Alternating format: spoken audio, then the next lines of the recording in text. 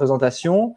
Vous allez avoir à droite, en bas de votre écran à droite, vous avez un petit chat où vous pouvez écrire bonjour, merci, c'est super, tout ça. Et n'hésitez pas pendant le webinaire, Laurent a choisi ce format-là, de poser vos questions et on essaiera on coupera Laurent parfois pour qu'il puisse répondre à vos questions au fur et à mesure.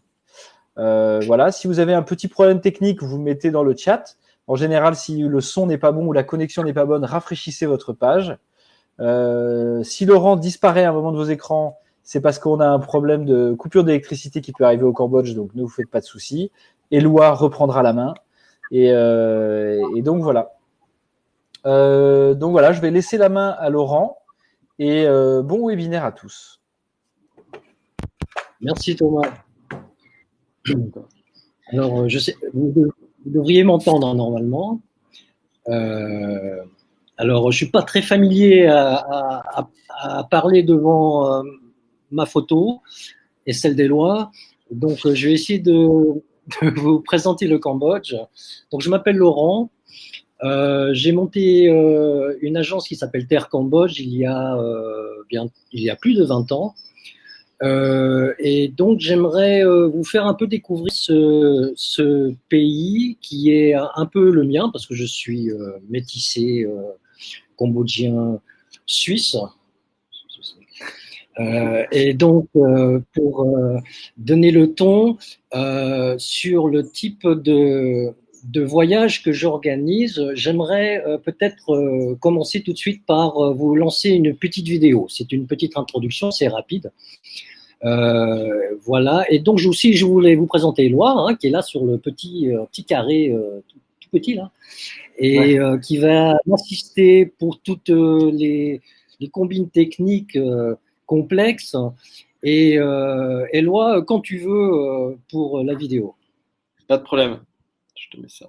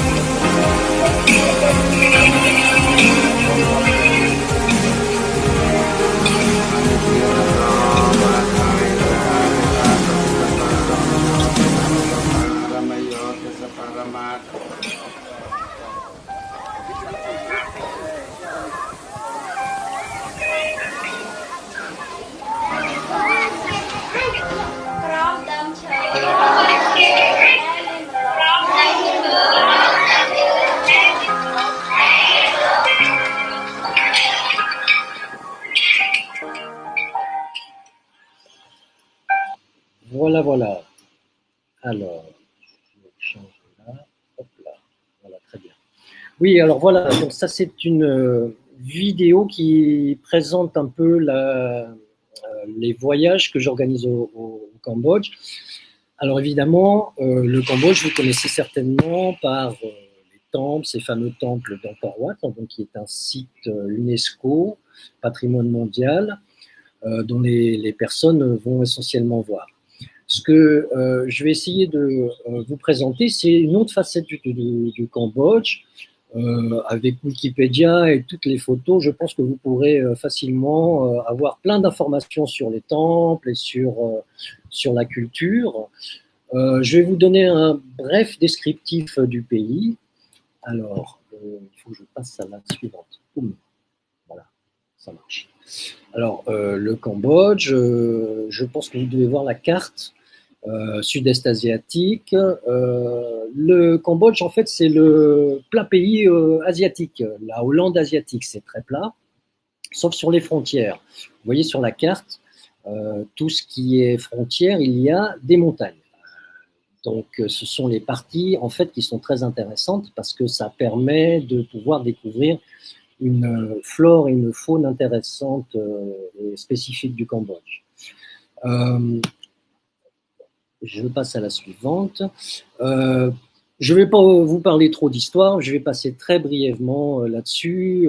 L'empire angkorien de Khmer était un empire très important au Xe jusqu'au XIIe siècle, qui englobait la partie du Laos, la Birmanie, une partie du Vietnam aussi. Et vous connaissez aussi, bien sûr, la période coloniale française qui a duré un moment, puis s'est enchaîné un génocide important Khmer Rouge. Je ne tiens pas trop à développer là-dessus. Ce sont une partie de l'histoire qui est souvent assez triste. Je préfère vous parler des choses plus positives. Donc, ça amène à notre équipe. Alors, notre équipe, on est un tout petit bureau. On est situé à Siem Reap. Donc, c'est aux portes des temples d'Angkor. Alors, je crois que j'ai une... où se trouve la photo. Ah non, c'est pas ça. Alors, la carte, il devait y avoir une carte. En fait, les temples d'Angkor Wat... Ah ben voilà, merci Éloi. Voilà, les temples se situent au nord. Alors, nord-ouest, à Siem Reap, vous voyez sur la carte Angkor Wat. Il y a, je dirais, deux régions très importantes. Donc, il y a la plaine du Cambodge. Vous voyez qu'il y a un très, très grand lac, le Tonlé Sap. C'est le plus grand réservoir d'eau douce du sud-est asiatique. Vous avez sur la partie ouest-sud-ouest une chaîne de montagnes, les Cardamom. Vous avez à la frontière nord avec la Thaïlande également une belle chaîne de montagnes et également sur l'est. Un autre point aussi qui est un peu méconnu, c'est que vous avez un littoral avec le golfe de Siam. Donc, en fait, on a un peu tout. On a les plaines, les montagnes et la mer. Non, alors comment je passe sur le... Hop, voilà. Donc, l'équipe. On est, comme je disais, une petite équipe. On est 6 au bureau. On travaille depuis de nombreuses années ensemble. Éloi, qui est avec nous, est arrivé récemment. Il s'occupe de tout ce qui est de la production. Il se balade beaucoup dans le pays pour bien connaître le pays et conseiller au mieux les voyageurs sur suivant leur envie. Il y a aussi Poine qui s'occupe qui est mon bras droit, hein, qui s'occupe des comptes, des signatures, mais aussi de toute la logistique, de l'opérationnel, hein, qui est quand même la clé de notre métier. Et puis Chili dans la comptabilité, Piroum, Ching et toute l'équipe de vélo. Alors, il faut que j'appuie là. Voilà. Alors, la partie importante, et je pense que c'est les premiers ressentis des voyageurs, c'est le ressenti par rapport aux guides. Alors, les guides, c'est toute une équipe qui travaille avec moi depuis plus de 15 ans, qui est vraiment spécialisée à ce genre de voyage. Alors, Personnellement, moi, j'aime beaucoup la randonnée et j'aime beaucoup le vélo. J'en fais beaucoup les deux. Et donc, inévitablement, je les ai initiés à la pratique du vélo et de la marche, qui n'était pas forcément facile au début, puisque marcher et faire du vélo, socialement, ce n'est pas le top. Quand on a un peu d'argent au Cambodge, on va plutôt s'acheter la Lexus Gold, si possible, dernier modèle, mais surtout pas marcher. Donc en fait, ça a pris un peu de temps pour que ce soit accepté. Et aujourd'hui, c'est vraiment avec un plaisir de les voir prendre eux-mêmes le vélo et essayer d'initier les autres Cambodgiens à pratiquer le vélo. Donc, quel est leur rôle en fait dans le voyage? Puisque je dirais en gros 70% des retours c'est avant tout sur la qualité du guide francophone. Ce que notent les voyageurs, c'est avant tout cette interaction entre les guides et les locaux. Donc, il y a il y a un message qui est passé de la part des guides envers les locaux sur différentes pratiques, que ce soit au niveau de l'environnement. Vous savez certainement qu'au Cambodge, la notion d'environnement, de propreté n'est pas prioritaire. Pour les raisons que vous pouvez deviner, on a d'autres priorités, surtout en ce moment, que l'environnement. Mais grâce à ces guides, ils arrivent à inculquer des notions de respect par rapport à la forêt, parce qu'on a un gros problème de déforestation, mais également par rapport au plastique. Enfin, donc, ils ont un rôle éducatif auprès de la population. Sans compter qu'ils sont très sympas et très souriants. Voilà un des points forts des guides. Donc, on a fêté les 20 ans au mois d'octobre, grosse fête très sympathique avec plus de 120 personnes. Je vais arriver sur quels sont le type de voyage que j'organise. Alors, il y a différentes distinctions, donc des voyages dédiés pour les individuels, mais également des voyages pour les tours opérateurs qui font du GIR. Et je vois Véronique de La Balaguère. Salut Véronique, avec qui je travaille depuis très longtemps. Et également des agences ou associations qui sont beaucoup plus spécialisées dans le voyage solidaire et durable. Donc, j'ai fait une distinction, j'ai fait 3 chapitres en gros. Les 3 points ont un point commun et ont en commun la notion d'aventure. Alors aventure, c'est très vague. J'aime bien utiliser le terme découverte. Ce sont souvent des activités, des séjours actifs. Alors attendez, non, j'ai manqué une étape, je vais revenir en arrière. Actif pourquoi? Parce que j'aime bien faire marcher tout simplement les voyageurs à pied, mais également faire du vélo. Ce sont aussi des circuits qui sont dédiés aux familles. J'ai moi-même 2 enfants, donc j'ai pu monter des circuits tests, faire tester également avec des chasseurs de trésors et tout ça. Mais tout ça dans un concept aventure. L'autre spécialité qui est très, très importante pour moi, c'est la notion de contact avec les locaux. Et la seule façon dont j'ai trouvé la plus efficace, c'est de proposer des nuits chez l'habitant. Alors, comment ça se passe? Comment ça se passe? Voilà, actif. Alors bon, j'ai pas les images, on va improviser. Les nuits chez l'habitant, c'est en fait la possibilité de comprendre comment vivent les Cambodgiens, où vivent-ils, et de partager un peu un moment qui est évidemment court, de partager un moment avec eux dans leur maison. Alors, on a toute une logistique derrière. On propose On amène des matelas qui viennent de notre atelier à Siem Reap. Tout ça pour les questions d'hygiène, on est obligé d'emmener le matériel. On installe dans des maisons, je travaille avec des familles depuis plus de 15 ans, qui sont formées à un nouveau métier qui n'existait pas ailleurs, donc qui permet de créer un revenu pour ces familles. Ils sont formés donc à l'hygiène, à l'accueil, à l'organisation. Pour ça aussi, on travaille avec différents acteurs sur place, des guides locaux, mais également des personnes qui s'occupent du transport de matériel, et de temps en temps du support logistique. Donc cela crée une sorte de petit microcosmos, de petit monde lié au tourisme. Voilà, donc l'aspect immersion se fait essentiellement dans des zones qui sont rurales.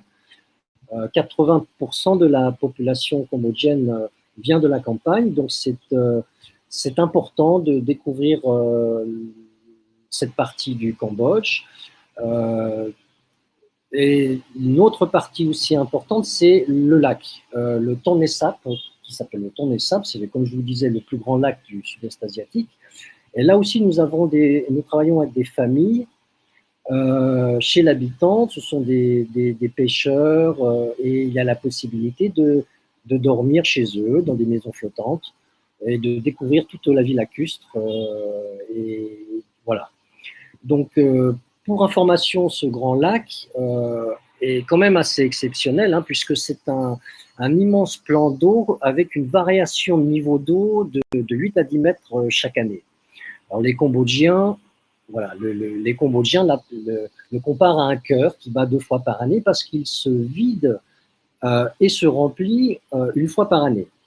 On a une fête très très importante à Phnom Penh, puisque en effet à Phnom Penh il y a la rivière du Tonlé Sap qui passe devant Phnom Penh, pareil pour le Mekong, mais la rivière change de courant, change de sens, je veux dire. Donc c'est un phénomène unique au monde et il est vraiment très intéressant de pouvoir comprendre un peu comment vivent ces nomades, hein, puisque les villages flottants vont se déplacer en fonction de la montée des eaux, vont se protéger dans les forêts inondées lorsque les vents du nord arrivent, c'est-à-dire lorsque les vagues sont plus importantes, et donc il faut se protéger, il faut rentrer dans les terres, donc on déplace les maisons flottantes pour les protéger derrière les forêts inondées. Voilà, donc ça c'est un exemple de ce qu'on propose sur le Tonlé Sap.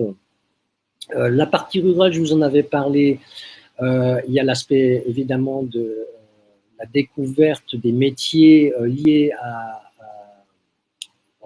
la culture, à l'agriculture principalement, mais le Cambodge, c'est également une multitude de temples disséminés dans le territoire. En gros, j'aime bien proposer la visite de ces temples méconnus, un peu à la façon, comment on dit, Indiana Jones, ou le livre de la jungle. Donc, ce sont vraiment des temples qui sont perdus dans la forêt, où souvent l'accès est difficile et moins difficile aujourd'hui, parce qu'aujourd'hui, il y a eu un grand travail de déminage qui a été fait.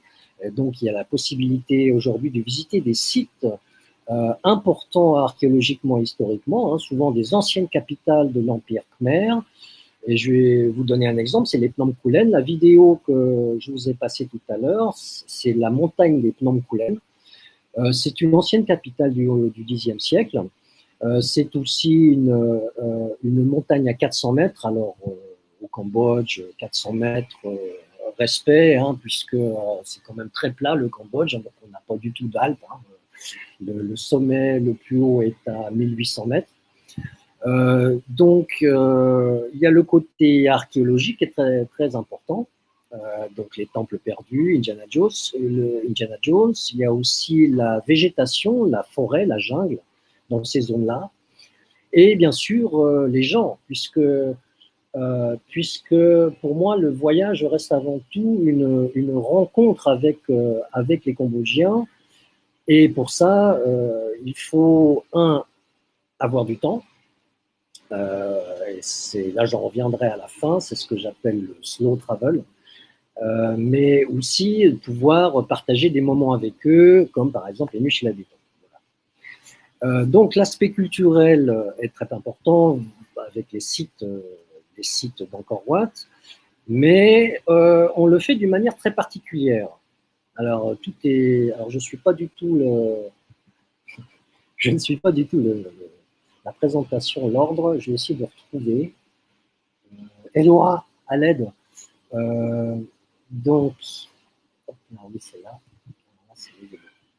Non, ça, j'avais déjà fait. Hop là. Bon, ben, ça fait rien. Je vais vous passer d'autres vidéos après. Ça va être beaucoup plus amusant parce que c'est un peu compliqué avec les photos, discuter. Enfin, voilà. Je vous passerai des vidéos, sont beaucoup plus expressifs que ce que je raconte. Donc, pour continuer, le côté culturel est important au Cambodge, le côté immersif avec le contact avec la population. Et le côté ludique par des activités comme le vélo. Alors, tout nouveau et unique au Cambodge, j'ai monté il y a une année un atelier de vélo électrique. Les premiers vélos électriques au Cambodge faits localement, c'est-à-dire qu'on achète un cadre fait localement, hein, puisque vous savez que le premier exportateur, ou peut-être le deuxième exportateur de vélos au monde, vient du Cambodge. Attention. Donc les cadres, on les achète ici, mais et les moteurs et les batteries, on les importe. Et notre équipe, grâce à une formation d'un copain ingénieur de France qui est venu nous former pendant 2 semaines, notre équipe monte des vélos électriques. Voilà, alors Eloi vous a mis un lien là sur nos vélos e-bike. Vous pouvez cliquer sur l'écran. Ça vous donnera l'adresse de notre site internet e-bike. Je fais un peu de pub, hein, c'est normal. Voilà, donc le côté e-bike très sympa parce que pas tout le monde a forcément vous connaissez tous ce que c'est le vélo électrique, surtout en Europe, donc je ne vais pas vous expliquer pourquoi et quels sont les avantages. Mais ça se combine très bien avec la visite des temples d'Angkor Wat. Et pour ça, Eloi, peux-tu m'envoyer la visite le film de voilà les vélos, c'est pas celui-là, non, c'est Angkor Wat, c'est marqué le titre. Excusez-moi, je vais le faire. Hop là. Hop, vidéo, hop, je mets le lien. Hop, le vélo. Le voici en direct.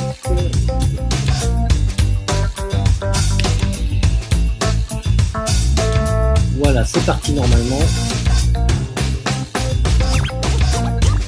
Et voilà. Je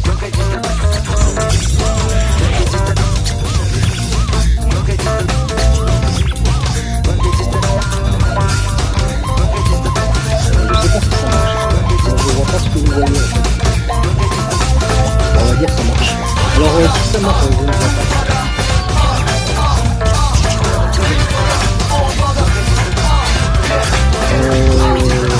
Si vous ne voyez rien, ce que vous voyez, oui, ça marche. Ah merci, c'est pas grave.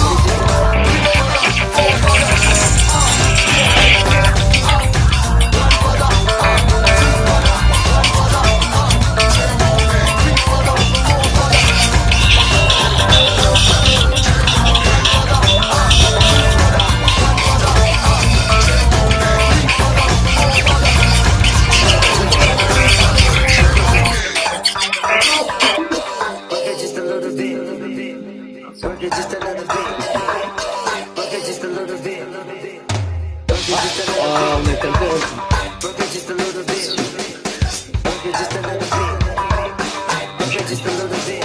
Ça doit être Eloi.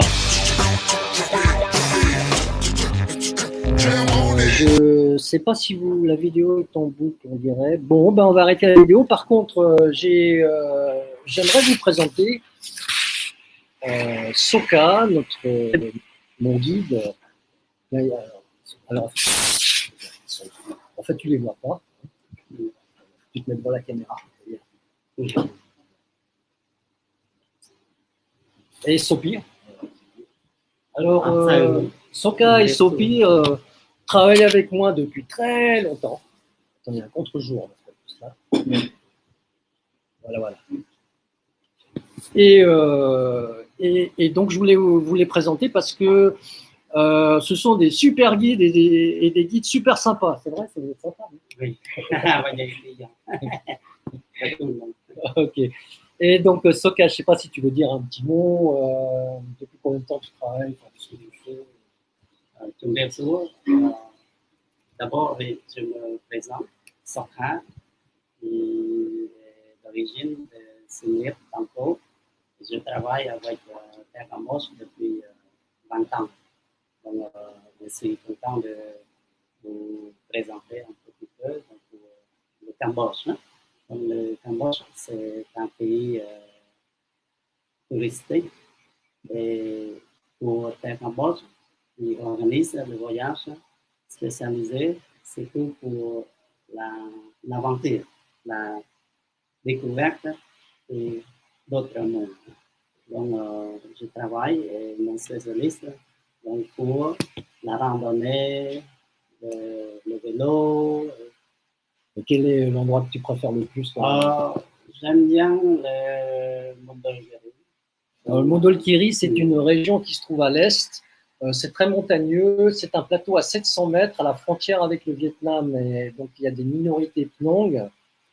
Voilà, donc, j'aime bien cette région. Oui, oui, avec la randonnée. Ouais, mais c'est la randonnée un peu méchante, hein, c'est-à-dire ce sont pour les. Le terrain un peu glissant. Et c'est quand même 5-6 heures de marche. Surtout avec la rencontre des minorités, la vie locale de la minorité uniquement dans le sud-est du Cambodge. Et derrière, c'est Sopi qui est devenu complètement accro du vélo. Attention, c'est un méchant. Bonjour, je m'appelle Sophie, je suis d'origine khmer, j'habite à Siem Reap. Je travaille avec le Cambodge depuis 13 ans. 13 ans? Oui, 2017. Ah oui, depuis 2017. Le Cambodge, une agence découvert la rencontre. Et j'aime l'endroit au Cambodge. Surtout à Siem Reap, il y a Phnom Kulen. C'est l'ancienne première capitale khmer au début du XIXe siècle. Il y a la forêt, il y a le village. Et puis, un endroit, on peut vous emmener visiter les villages, découvrir les villages à vélo, à pied. C'est un bon endroit.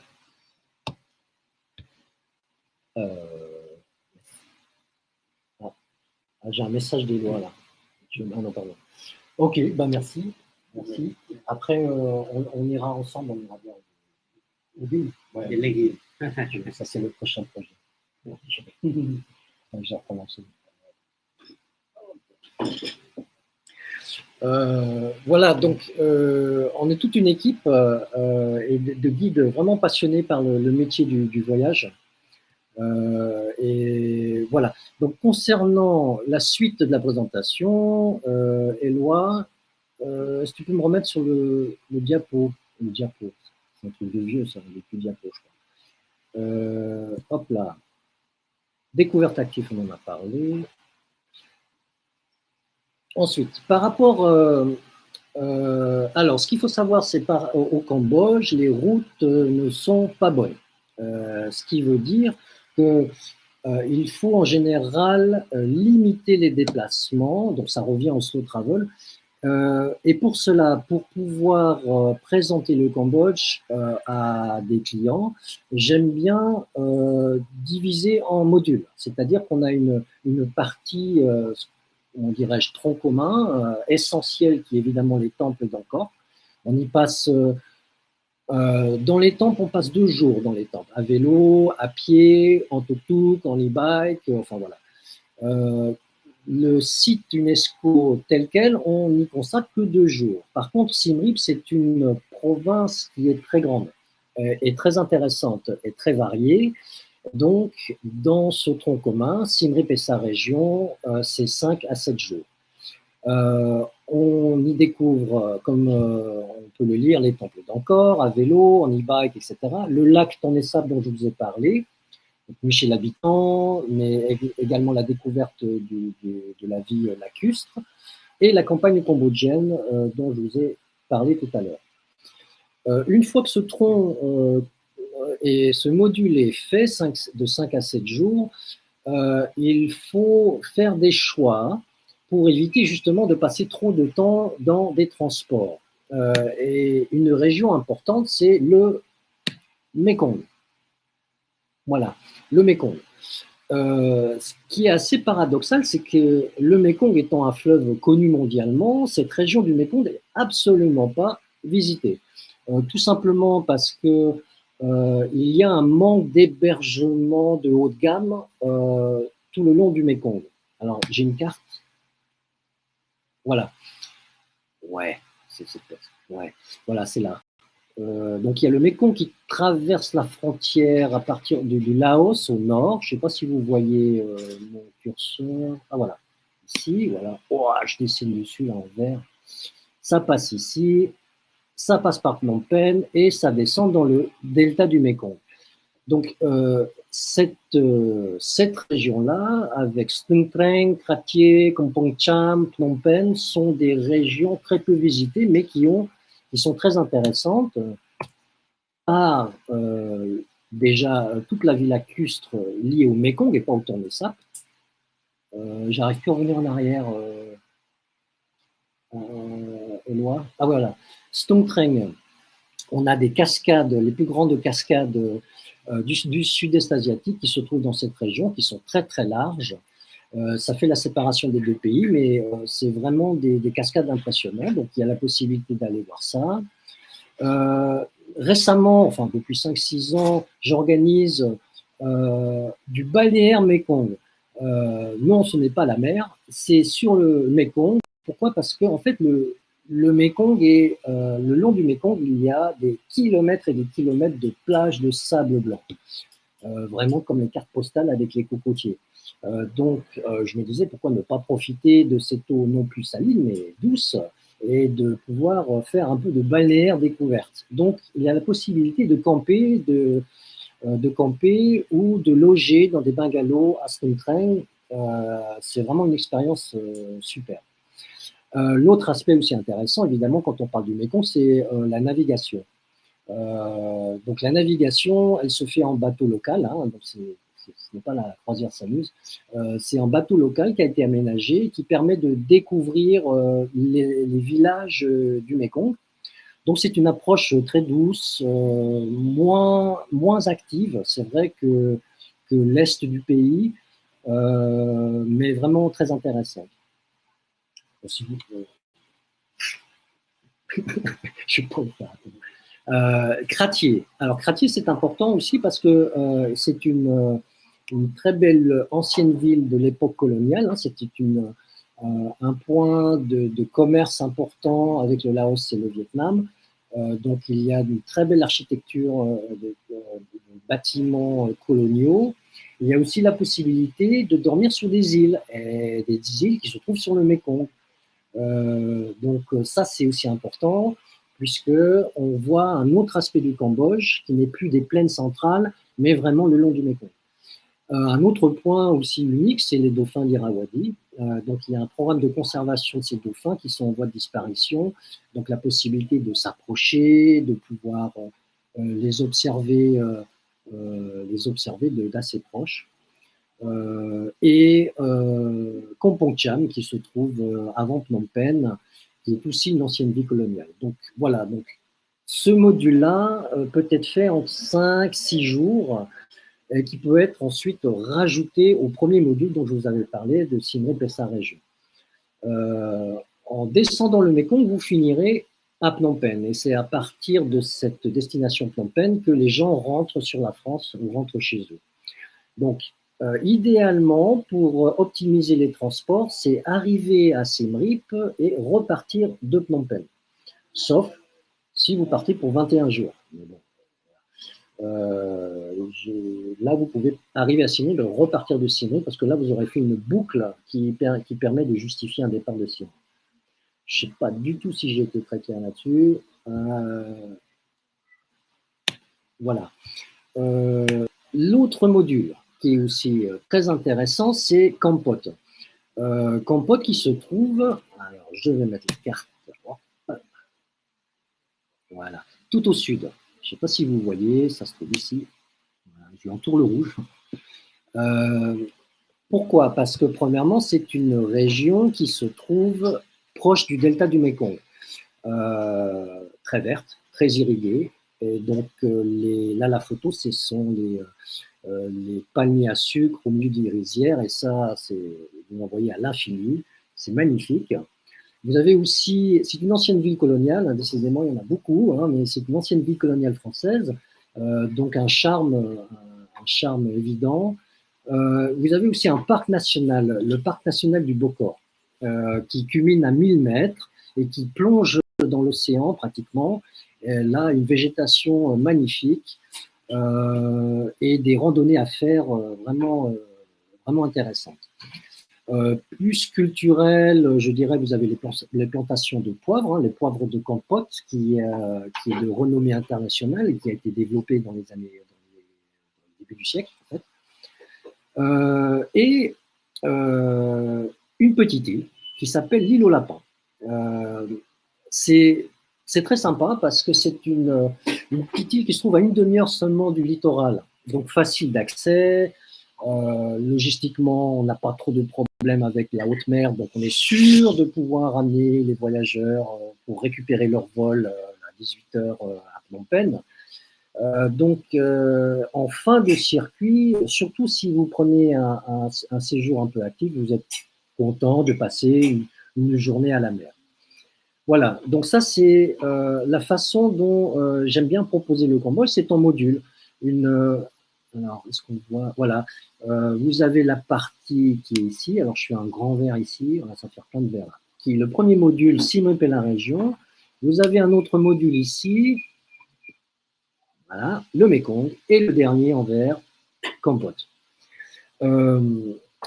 Alors, après, évidemment, il y a beaucoup d'autres modules, mais plus spécialisés. Donc, je ne suis pas sûr que vous soyez vraiment très intéressés, mais pour les passionnés de trek, c'est ici qu'il faut aller.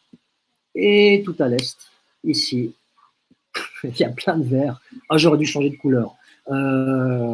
Donc, à l'est et à l'ouest, les montagnes, c'est vraiment les régions pour la randonnée, différents niveaux. Je fais des randonnées pour famille, c'est-à-dire qu'on va faire 2 heures maximum à 3 heures de marche par jour, ou des randonnées un peu plus difficiles, où là, parfois, on dort dans la forêt. Mais ça, encore une fois, c'est vraiment pour une clientèle très spécialisée. Voilà. En gros, voilà. Ensuite, non, excusez-moi, je passe. Voilà. Je ne sais pas combien de temps j'ai parlé, mais je ne veux pas non plus vous saouler. Du coup, je vais venir un peu à ma conclusion. Et après, je vous réserve une petite surprise. Enfin, je vous expliquerai.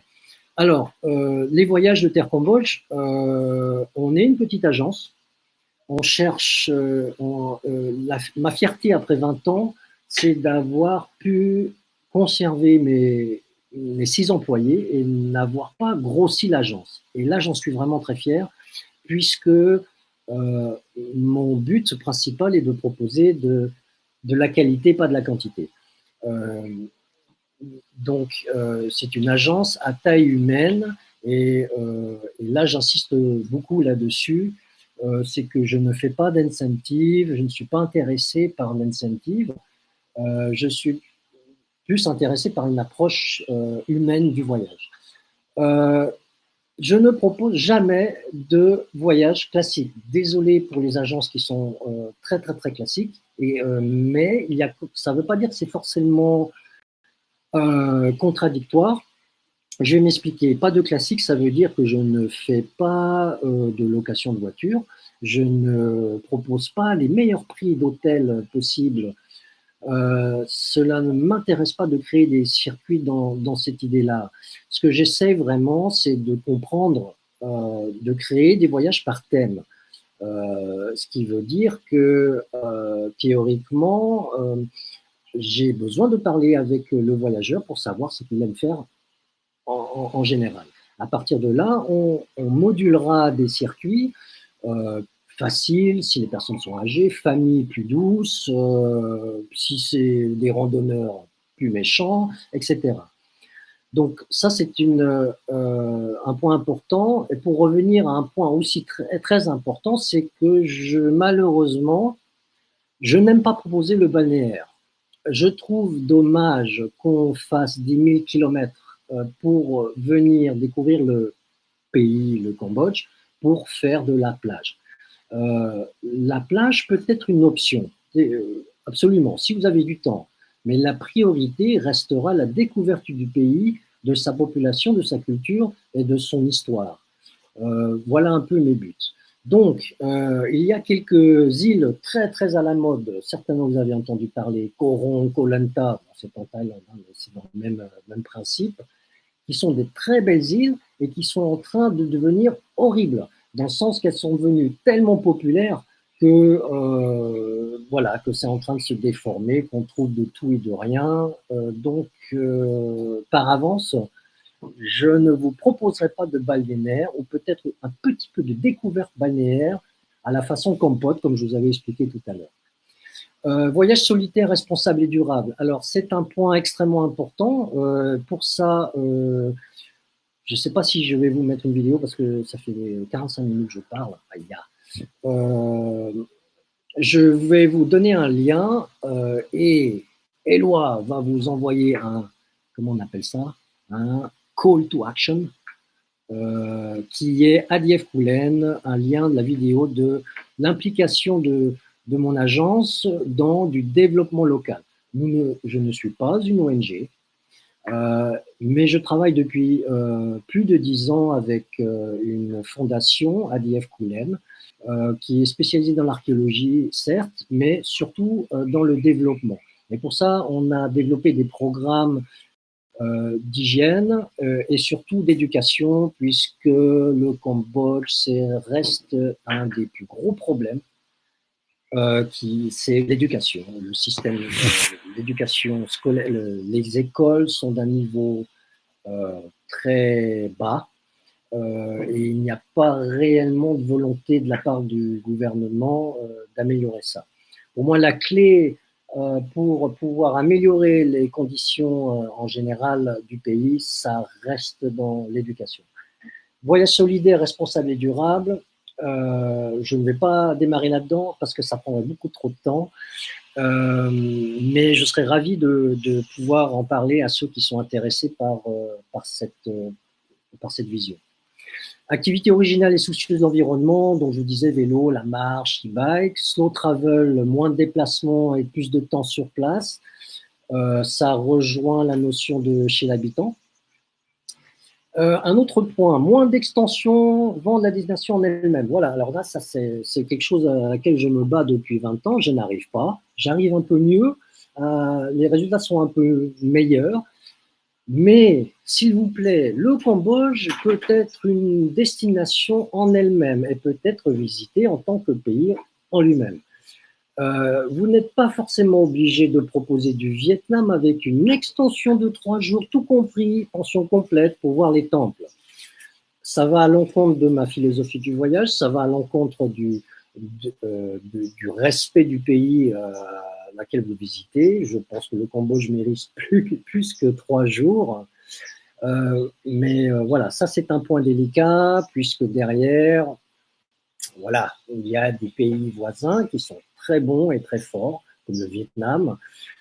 Et donc, je comprends que vous préfériez vendre du Vietnam que du Cambodge. Mais non, s'il vous plaît, si vous vendez du Cambodge en destination elle-même. Et le dernier point que j'aime bien aussi rappeler, c'est que voilà, il y a une formation, c'est ce que font les Chinois d'ailleurs. Les Chinois, lorsqu'ils sont dans une agence, avant de partir, ils ont un manuel comment se comporter à l'étranger.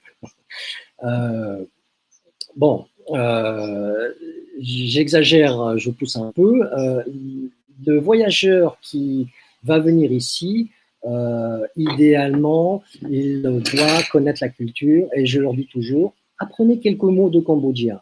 Apprenez comment saluer respectueusement. Ce sont des gestes qui sont simples, faciles à apprendre, mais qui sont extrêmement appréciés par les Cambodgiens. Vous dites 2 mots en cambodgien, ça y est, vous parlez couramment cambodgien, alors pour ça, il vous encourage. Voilà. Voilà pour la petite présentation. Ah voilà, vous avez un lien aussi, vous pouvez cliquer, la vidéo sur ADF Kulen. Donc ça, c'est tout le travail que je fais depuis des années au Phnom Kulen. Alors, pour venir je vais conclure hein, parce que le patron il va pas être content si je parle trop longtemps. Je vais passer sur mon téléphone parce que je vais faire un petit tour. Je suis chez moi actuellement. Voilà. On va faire un petit tour. Pourquoi? Parce que nous sommes dans une crise actuellement mondiale, unique, historique. Nous vivons l'histoire. Et donc, le voyage, comme c'est très à la mode, le voyage est à repenser. Il faut repenser le voyage, c'est un grand mot. Je ne sais pas si on y arrivera. Ça dépendra où on se trouve sur la planète, à mon avis. Mais nous sommes ici extrêmement touchés par cette crise. Tout le monde est touché. Seulement, le petit problème ici, c'est que nous n'avons pas de backup du gouvernement. Nous n'avons juste rien. Ce qui veut dire que lorsqu'on n'a plus de salaire, on n'a plus d'argent, on n'a plus de quoi manger. Cette crise nous a montré que le tourisme, qui reste l'industrie numéro 1 dans le monde, qui est une industrie de loisirs, je précise, c'est quand même un peu bizarre ça, mais le problème, c'est que la dépendance au tourisme peut créer un effet dévastateur sur une économie locale. Le Cambodge et surtout Siem Reap, qui vit uniquement du tourisme, en paye les conséquences aujourd'hui. Et ce n'est que le début. Pour prévenir ça, nous avons, avec notre équipe, réfléchi à d'autres options. Et nous allons faire un petit tour à côté parce que tout simplement,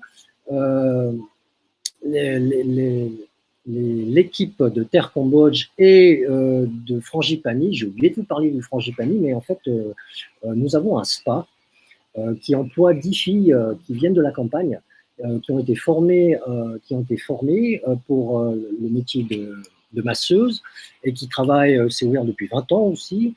Les filles du Frangipani sont transformées de masseuses en paysannes. Nous avons à côté monté un jardin potager bio, un mélange de permaculture avec de la connaissance locale, hein, parce que la permaculture, évidemment, ça dépend énormément de là où vous vous trouvez. Et donc, pour vous montrer un peu le Cambodge, à la façon rurale, puisque c'est 80% de la population, comme je le disais, je vous propose de me suivre. Un peu comme Nicolas Hulot. Là. Attendez. Pour ça, il faut que je me connecte. Alors, je ne sais pas si ça va marcher. Ah oui, c'est bon. Hop, et là, je dois couper. Comment je fais ça?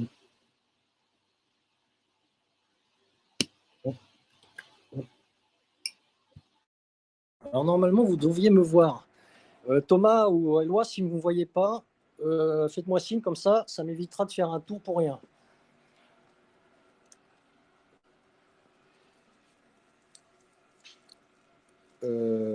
Alors, il faut tourner l'image. Ah voilà, c'est ça. Ok. On vous voit. D'accord. J'ai plein de messages. On te voit, on t'entend.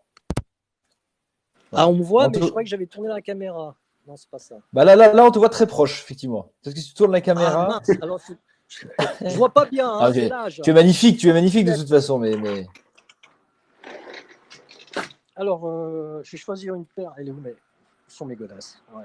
Bon, je vais prendre celle-ci. Ok, voilà. Alors, je ne sais pas si vous me suivez. Voilà, ça c'est mon jardin.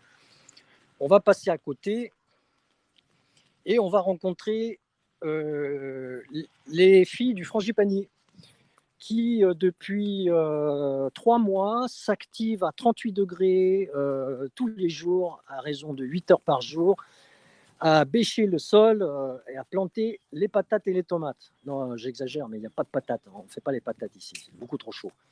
Voici le jardin.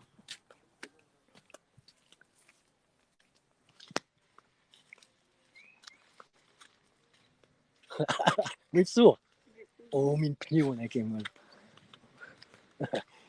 Voilà, voilà. Alors ici, on va commencer. Je ne sais pas si vous voyez toujours. Vous êtes toujours là? Non, c'est tout bon. Ah oui, super. Voilà. Alors, on va commencer par ici. Le maïs. Alors, on l'a planté il y a 1 mois. Vous voyez un peu la rapidité dans ce genre de pays. La rapidité que ça pousse, c'est incroyable. Ici, ben voilà, il y a les filles. Oh, Mitsu! Oh, min pnio ki chanken! Ouh! Alors voilà, là on a créé ça. Bah, Mitsu! Ça va, hein. Oui. Alors c'est MacGyver par contre. Hein. Ça, on a fait ça nous-mêmes. C'est pour filtrer le fertilisant. On a fait du compost depuis une année, presque 2 ans, et aujourd'hui on peut l'utiliser pour le sol et faire pousser les légumes. Je vous parle de ça parce qu'en fait, il est... Ah voilà l'équipe vélo. Ah, Pri, il est là. Alors Pri, c'est le chef mécano vélo. Alors lui, il est très bon. Hein. Il est méchant aussi en vélo, il assure comme un Mac. Il s'occupe maintenant d'aider les filles à bêcher. Voilà. User invite you to preach. Yes. Ok. Je vais faire un petit tour ici.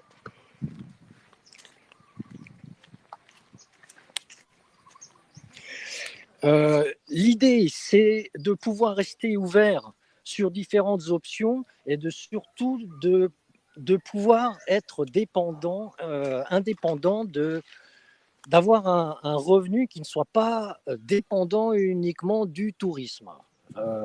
Donc, créer des légumes, ça permet pour nous, à notre petite communauté, on est à peu près une quarantaine de personnes, ça nous permet de réduire les dépenses mensuelles de nourriture, hein, puisque chaque jour, on va pouvoir distribuer à notre communauté et de pouvoir ainsi survivre, hein, parce qu'ici, on parle de sécurité alimentaire. Hein. On commence à réellement avoir des problèmes dans le pays. Ça va s'empirer puisque le tourisme va pouvoir se développer dans la région dans les meilleurs des cas, peut-être dans 6 mois, si on est optimiste, puisqu'on dépend énormément de vous, en fait, hein, des agences en France et en Europe, hein, d'où la faiblesse de notre modèle économique, c'est qu'on dépend vraiment de nous. Voilà, ça c'est la patronne du duo. This is your client. Sorry. I go on. Ok, bon. Voilà un peu le tour. Je vais essayer de retrouver le... Voilà. L'avantage ici, c'est que la végétation, elle pousse très très vite. Ça, c'est magnifique. On va bientôt approcher la saison des pluies dans quelques mois. voilà, je retourne à la maison, je vais récupérer l'ordinateur et puis on va passer aux questions-réponses si vous en avez. Avec plaisir, j'y répondrai. Alors, il faut que je puisse lire. Ah mince, c'est un peu flou, désolé. Dis un peu comme ça le moment. Comme ça, le temps que Laurent se réinstalle. En tout cas, moi, je voulais vous dire à tous, parce qu'on voit beaucoup de réceptifs en ce moment qui réfléchissent à se réinventer, etc. Et là, vous avez l'exemple de, enfin, je crois que c'est le plus bel exemple que j'ai vu depuis longtemps d'un réceptif qui se réinvente et surtout, enfin, Laurent, moi, je voulais juste te dire, je le fais jamais. D'habitude, dans un webinaire, je prends pas la parole. Je sais pas si tu m'entends, mais je voulais te féliciter et je suis franchement bravo et impressionné de ce que tu fais pour la communauté et tous les gens avec qui tu travailles. Et franchement, bravo, quoi. Je voulais juste te le dire parce que je trouve dans ces moments un peu difficiles et tout, de voir autant de solidarité fait par quelqu'un, je trouve que c'est brillant, quoi. Voilà. C'est touchant même, un peu. Voilà. Donc, il m'a pas entendu sur la fin, c'est dommage. Je le redirai en privé. Il va revenir. On attend qu'il se reconnecte. Il va arriver. Voilà, il revient. Allô, la Terre. Ça y est, tu es là, tu es revenu. Ah, c'est bon. Ah bah, tu vas voir, tout le monde te félicite. Franchement, bravo. Voilà, je suis de retour. Donc, si vous avez des questions, je vous laisse poser vos questions en bas et on va les afficher sur l'écran. Ah, ben sympa, je merci. redonne la parole à le petit tour.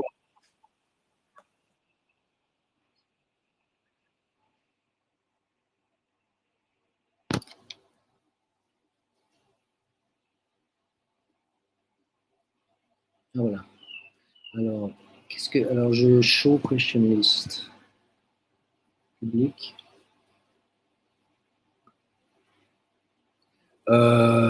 Thomas, je dois faire quelque chose parce que comment ça marche là? Ah non. Le spa, c'est pour les. Ah oui, alors.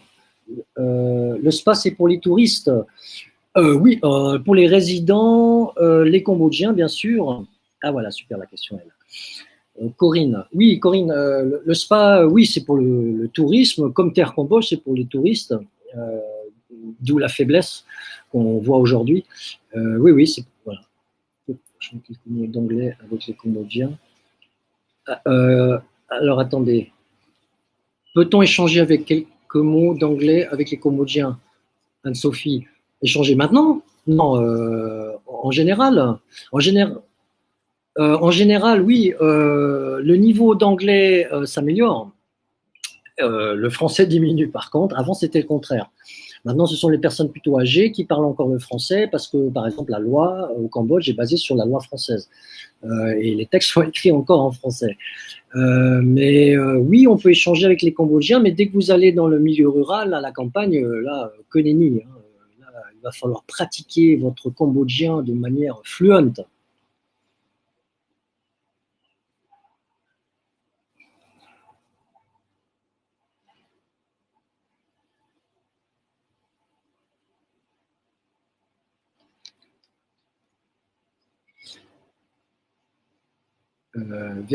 Véronique, salut. Oui, merci. Alors, quelle catégorie d'hébergement proposez-vous? Alors, la catégorie. Alors, jamais de grosse structure. Ça c'est important. Donc, je sélectionne en fait surtout par rapport aux propriétaires plus qu'au lieu. Il y a des catégories, bien sûr. Alors, la plupart des hôtels ont des piscines, hein, parce qu'on est dans un milieu tropical. La piscine, voilà, elle est dans tous les hôtels. Au Cambodge, on a un choix extraordinaire et pour pas trop cher d'hôtels avec les palmiers, la piscine et tout.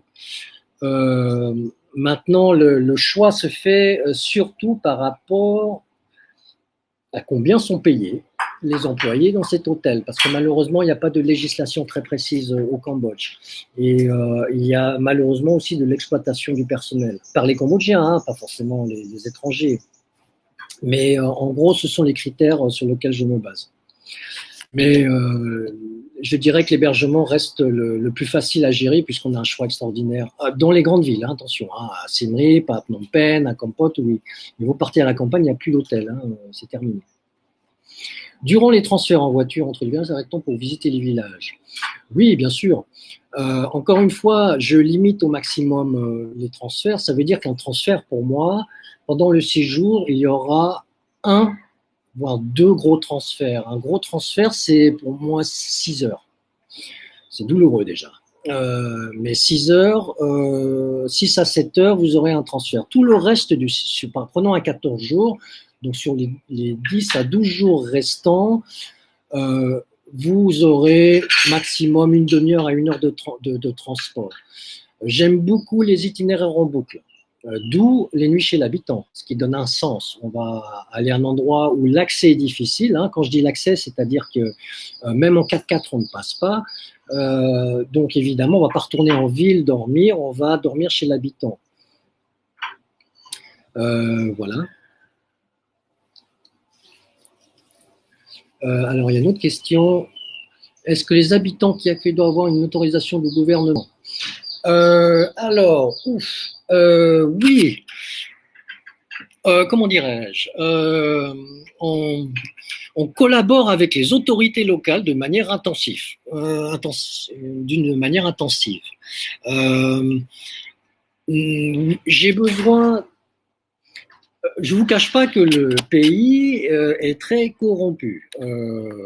Ce n'est pas nouveau. La question, c'est de comment on répartit l'argent, en fait. Donc, pour dormir chez l'habitant, j'ai besoin, je vais faire court, hein, j'ai besoin d'une autorisation du gouverneur, de la police de la province, de la police du patrimoine, puisqu'il y a des temples, de la police du tourisme, puisqu'il y a des touristes, plus l'autorité locale, c'est-à-dire du SROC du district. C'est très compliqué. Évidemment, une autorisation, ça se paye. C'est du travail qu'on fournit. Donc, ça se paye. Maintenant, pour moi, c'est du détail.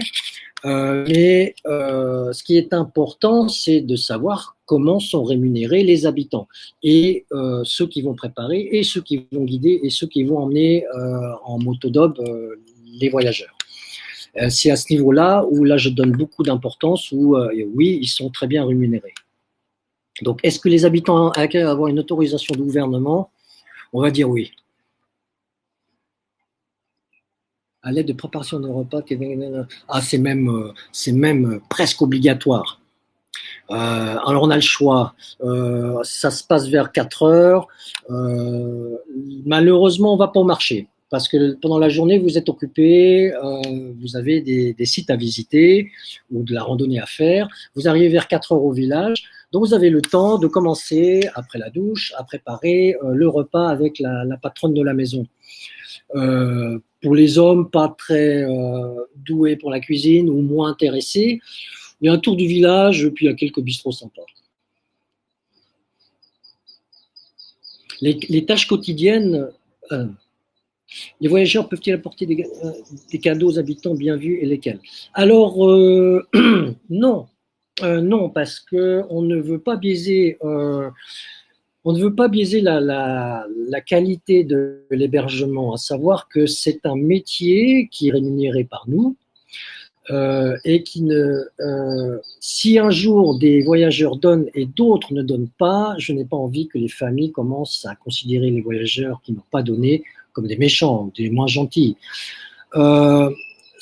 Par contre, ce que je conseille systématiquement, et ce que je le fais systématiquement, je les dirige vers justement ADF Koulen qui développe des projets de développement dans des endroits où on a vraiment besoin.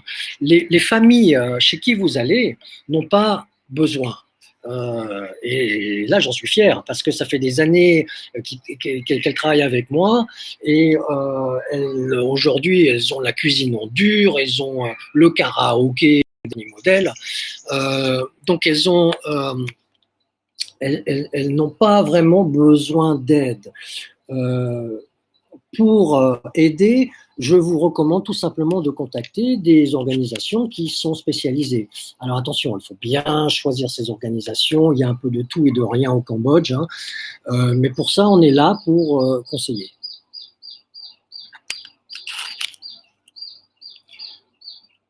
Qu'en est-il des pourboires puisque le salaire est relatif? Voilà. Merci. Les pourboires. Alors, il y a.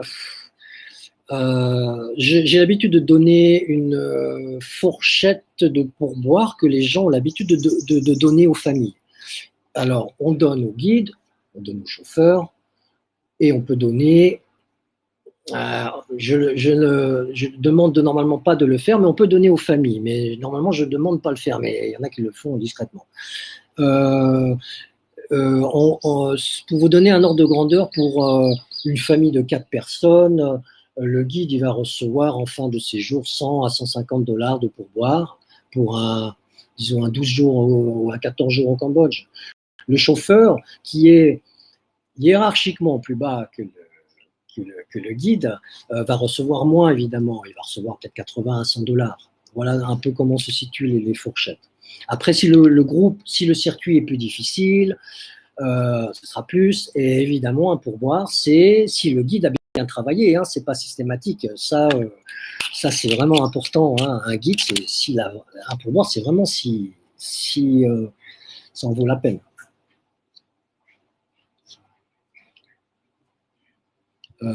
Pourboire. Les voyageurs. Le guide ou accompagnant local est-il le même? Ah oui.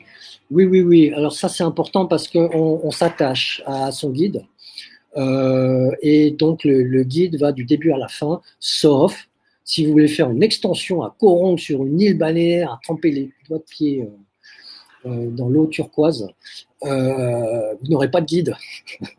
Vous n'aurez pas de guide. Et si vous voulez avoir quand même un guide, là je prends un guide de Phnom Penh que je ne connais pas du tout, donc je ne garantis pas le service du guide.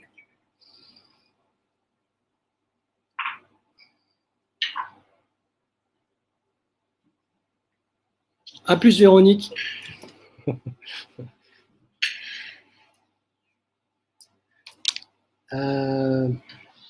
Voilà. La nourriture est-elle épicée? Rien en comparaison de nos voisins thaïlandais qui sont non seulement épicés mais très pimentés, ou encore indiens. Mais là, on a évidemment des épices, le cardamome. On a de très belles épices et qui sont utilisées évidemment dans la nourriture. Mais c'est très abordable, ce n'est pas pimenté. Et pour manger, on mange avec des fourchettes et des cuillères. Hein. Donc, le mythe des baguettes, c'est pas pour le Cambodge, hein. C'est pour la Chine et le Vietnam. Mais au Laos, Thaïlande, on n'utilise pas du tout de baguettes. Que peut-on ramener? Ah non, le même guide peut faire Phnom Penh et Siem Reap. Certains guides. Depuis peu, il y a eu des licences qui ont été délivrées par ville. Mais on a réussi à passer ce problème-là en faisant une licence de guide national comprenant toutes les villes, le package, quoi.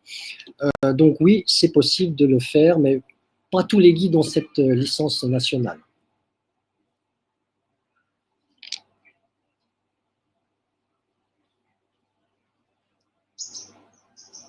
Que peut-on ramener du Cambodge? Nourriture, tissu, objets. Alors moi je suis pas très shopping, mais alors tissu, très beau tissu, soie et aussi du coton. Des objets, on a des sculptures en bois et en pierre qui sont de très très bonne qualité. Là, je planche un peu sur la question. Je demande à ma femme. En fait. Mais voilà. Nourriture. Alors, nourriture, en ce moment, c'est les papayes. Alors, ça tombe tous les jours sur le balcon. On est inondé de papayes. Sachez que la papaye, vous la prenez en avion.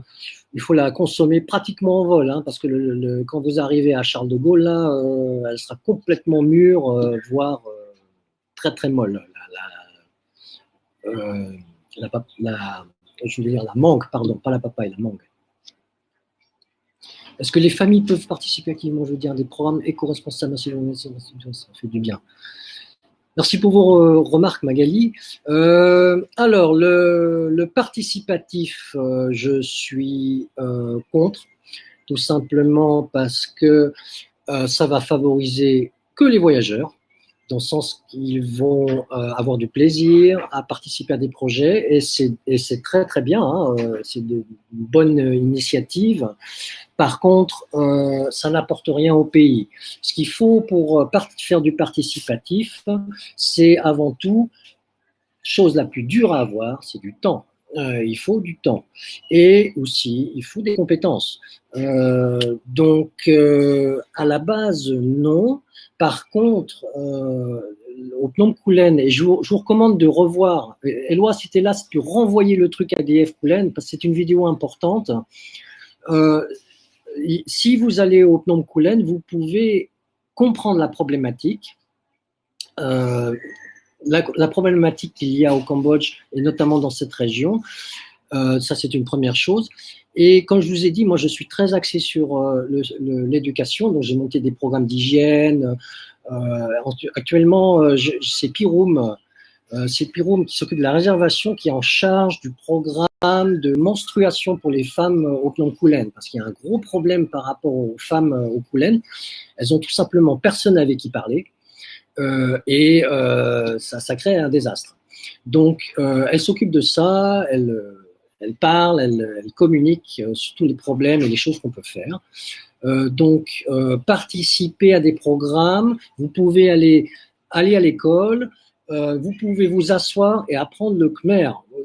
On n'est pas là pour apprendre de l'anglais au français au cambodgien. Vous êtes là pour apprendre du cambodgien, si vous voulez. Et ça, les enfants seront un plaisir de vous apprendre le cambodgien. Pareil pour les profs avec qui on a un contact très proche, puisque l'éducation passe malheureusement par les profs plus que par les parents qui, au Kulen, génération qui a quand même subi la guerre, elle est encore vivante, cette génération. Cette génération, elle ne s'occupe pas tellement des enfants. Voilà. C'est soit alcoolique ou soit le jeu, les cartes. Est-ce que les familles, voilà, des programmes éco-responsables, voilà. Je ne sais pas si j'ai répondu à votre question, hein, Magali.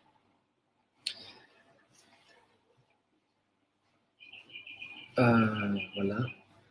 Ok, très bien. Je vous en prie.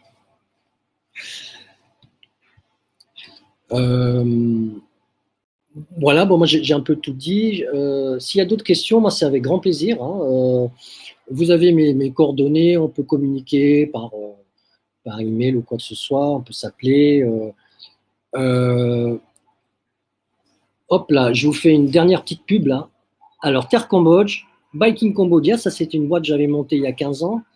Je l'ai faite avec mon père qui est retraité, qui adore faire du vélo. Du coup, il est venu avec ma mère me rejoindre au Cambodge. Et il a dit, mais qu'est-ce que je vais faire à la retraite? C'est pas possible. Alors du coup, on a monté ça. Biking Cambodia, donc spécialiste vélo. Je frangipanise pas. Alors c'est un très bel endroit, très petit. Hein, il n'y a que 1, 2, 3, 4. Non, qu'est-ce que je raconte? 1, 2, 3. Oui, 4 salles seulement. Mais très bonne qualité et c'est géré par ma femme. Et eBike Cambodia qui est nouveau, je vous ai déjà parlé. Voilà, on essaye de créer des nouveaux métiers, hein, donc convertir des vélos normaux en vélos électriques. C'est pas encore gagné ici, hein, parce que on en est encore à la voiture, hein, mais j'y crois.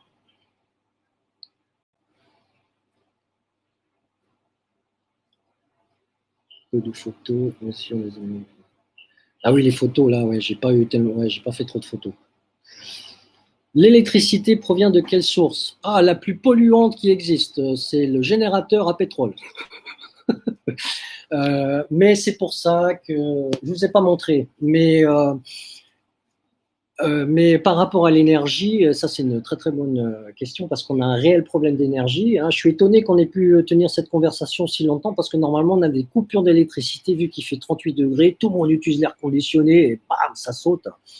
Donc Par rapport au jardin à côté, on est en train d'installer des pompes solaires parce que je me retrouve en fin du mois avec quand même des factures d'électricité pour irriguer qui est un peu inquiétante.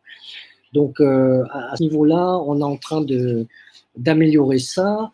Là-bas, j'ai des panneaux solaires donc, qui alimentent l'électricité locale. Voilà, on utilise le solaire, on n'a pas d'énergie cinétique, hein, on n'a pas de barrage ici dans le coin, donc voilà, il n'y a que le solaire et la bonne vieille génératrice chinoise qui pollue.